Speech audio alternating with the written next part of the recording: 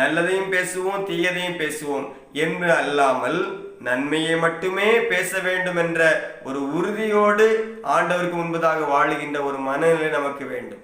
இந்த கண்களை கொண்டு நன்மையானவளை மட்டுமே காண்பேன், தீமைகளுக்கு ஒருபோது இடம் கொடுக்க மாட்டேன். தவறான காட்சிகளை பார்ப்பதற்கு, தவறான காரியங்களை பார்ப்பதற்கு நான் இந்த கண்களை பயன்படுத்த என்னுடைய உடனுடைய எல்லா உறுப்புகளையும் கடவுளுக்கு பிரியமான நன்மையான காரியங்களுக்கு மட்டுமே பயன்படுத்துவேன் என்ற ஒரு உறுதிநிலை நமக்கு வேண்டும்.